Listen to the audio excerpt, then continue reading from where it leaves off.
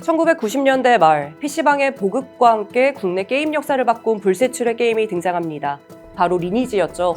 MMORPG 장르의 서막을 연 리니지는 신드롬급 열풍을 불러왔고요. 개발사인 NC소프트는 리니지 시리즈로만 현재까지 16조 원가량을 벌어들이며 국내 탑티어 게임 회사가 됐는데요. 그랬던 NC소프트, 요즘 창사 일의 최대 위기라는 말이 나옵니다. 리니지 시리즈의 신화는 저물어 가는데 이를 메꿔줄 새로운 히트작이 나오지 않으면서 성장 동력이 멈춰섰기 때문인데요. 2023년 NC소프트의 영업이익은 70% 이상 줄어들 전망이고요. 한때 100만 원을 넘었던 NC소프트의 주가는 10만 원대로 주저앉은 상황입니다. 더 뼈아픈 건 유저들의 민심까지 잃었다는 점이에요. 지나친 과금 모델과 확률형 아이템 등이 비판을 받으면서 현재 NC소프트의 이미지는 바닥을 쳤다고 해도 과언이 아닌데요. 상황이 이렇다 보니 NC소프트의 수장인 김택진 대표, 유례없는 고강도 쇄신 행보를 보이고 있습니다. 경영 전략 전문가 박병무 대표를 영입해 공동 대표 체제로 전환을 했고요.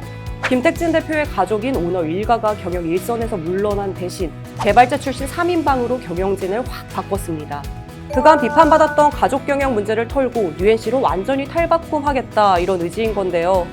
김택진 대표의 쇄신 전략은 수렁에 빠진 NC소프트를 구해낼 수 있을까요?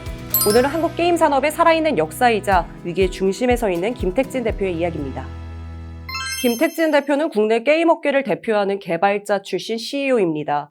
서울대학교 재학 시절엔 당시 컴퓨터의 메카였던 세운상가에서 살다시피 할 정도로 컴퓨터에 미쳐 있었다고 하는데요.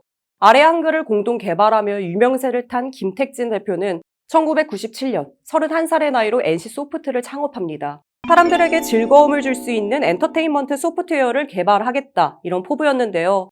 이후 김택진 대표는 당시 유명 게임 개발자가 개발 중이던 리니지 프로젝트를 인수하면서 본격적으로 게임 개발에 뛰어듭니다. 하지만 과정이 녹록지는 않았다고 해요. 당시 NC소프트의 사무실은 비만 오면 바닥에 물이 찰 정도로 열악했다고 하죠. 때문에 서버가 누전될까봐 비만 오면 밤새 서버를 지키는 일이 허다했고요. 막바지 개발 비용을 대느라 김택진 대표는 집을 팔고 빚까지 졌다고 하는데요. 그렇게 어렵게 세상에 나온 리니지, 그야말로 대한민국의 게임 역사를 바꾸기 시작합니다. 이전에는 볼 수 없었던 독창적인 재미 요소 덕분이었는데요.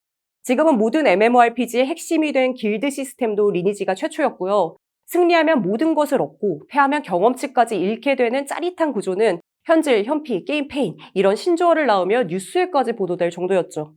덕분에 리니지는 론칭 15개월 만에 100만 회원을 확보한 데 이어 2008년에는 단일 게임 최초 누적 매출 1조 원을 달성했고요. 스마트폰 보급이 확장됐던 2017년에는 재빨리 모바일 리니지를 출시해 첫날에만 100억 원이 넘는 매출을 기록하며 NC소프트 제2의 전성기를 열게 됩니다. 이런 승승장구에는 개발자 출신 김택진 대표의 역할이 절대적이었다고 하죠.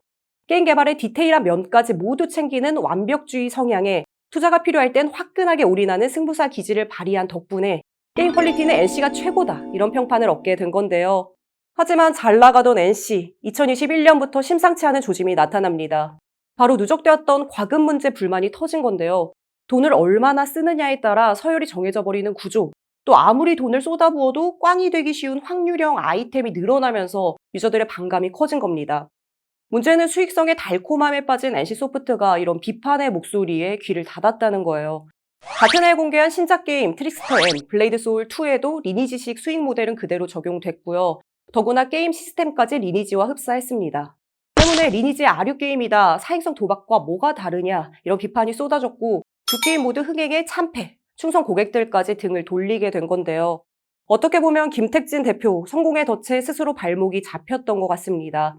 직접 모든 개발 과정을 챙겼던 리니지 시리즈에 지나치게 의존하면서 새로운 신작 개발에는 소홀했기 때문인데요. 이후 김택진 대표는 과거의 성공 방정식을 잊고 바꿀 건 바꾸고 변화하겠다 이런 의지를 밝히기도 했습니다.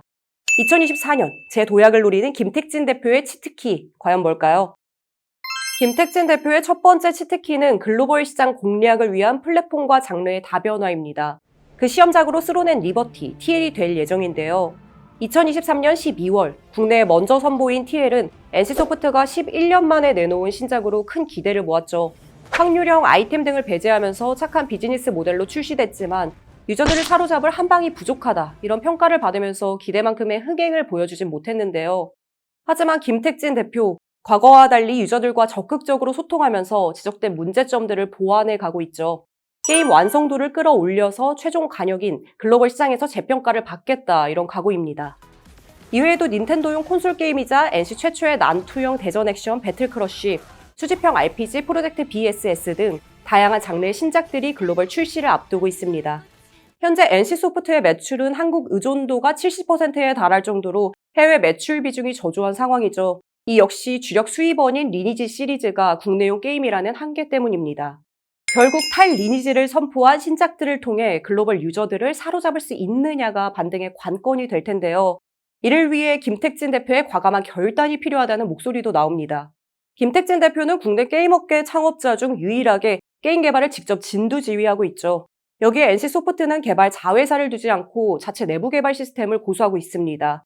하지만 최근 게임 개발의 흐름은 확연히 달라졌죠. 트렌드에 맞는 게임을 발빠르게 내놓는 것이 중요해지면서 넥슨, 넷마블 같은 경쟁사들은 아이디어를 사업화하는 사회 개발 조직을 만들어서 참신한 게임들을 내놓고 있습니다.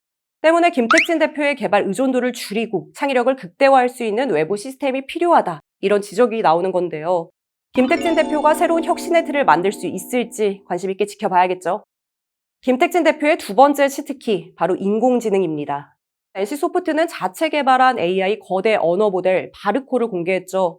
올 상반기에는 바르코를 통해 금융, 바이오 등으로 사업을 확대해서 매출을 끌어올린다는 계획인데요. NC소프트는 국내 게임사들 중 가장 먼저 AI 개발에 뛰어든 업계 선두주자입니다. 지난 2015년 김택진 대표는 안팎의 우려에도 불구하고 막대한 비용이 드는 거대 언어 모델 개발을 밀어붙였는데요. 앞으로 게임 개발에는 인공지능이 필수 경쟁력이 될 것, 이게 김택진 대표의 판단이었고요. 최근 게임 업계에서는 AI가 화두로 떠오르면서 인공지능 캐릭터가 구현된 게임까지 등장했습니다. 김택진 대표의 최종 목표도 바로 여기에 있는데요. AI NPC들이 등장하는 RPG 게임으로 게임 업계의 판도를 바꾸겠다는 거죠. 과연 그동안 쌓아온 기술력을 토대로 진짜 게임 체인저가 될 수 있을지 앞으로를 기대해 봐야겠죠. 지난 24년 동안 NC는 위기를 위기로 끝내지 않았다. 위기를 극복하며 더 크게 도약했다. 이것은 지금도 유효하다. 김택진 대표의 말처럼 NC는 과거 큰 위기 속에서 항상 반전을 보여줬습니다. 리니지 매출의 하락과 여러 신작들의 참패로 막다른 골목에 몰렸던 2008년, 당시 김택진 대표는 230억 원의 개발비를 투자한 역작 아이온으로 극적인 반전을 이뤄냈죠. NC 퀄리티의 위상을 과시하며 PC방 점유율 160주 연속 1위를 달성한 아이온 덕분에 NC소프트는 화려하게 부활했는데요. 결국 해답은 게임 경쟁력입니다. 새로운 도전을 통해 NC 퀄리티를 다시 보여주는 게 유저들의 신뢰를 회복하는 열쇠가 될 텐데요. 과연 김택진 대표가 초심을 되찾고 다시 한번 NC만의 저력을 보여줄 수 있을지 지켜보겠습니다.